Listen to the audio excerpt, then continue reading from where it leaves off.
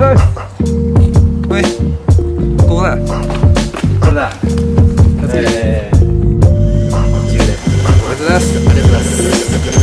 来たる11月29日、いい肉の日ですね。数日1周年迎えるそうで、それに伴ってイベントを開きます。そして自分も参加させてもらいます。あとはルーボーイペースにキラナミさんとめちゃくちゃ豪華な一日になることは間違いなし。いいっすね、最後ね。もう自然いっぱいっすね。釣りもできるし、釣りもできるし、キャンプもできるし。乾杯。サルー。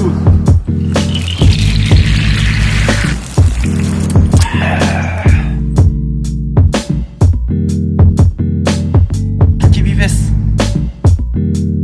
ウエストレイクでお待ちしてます。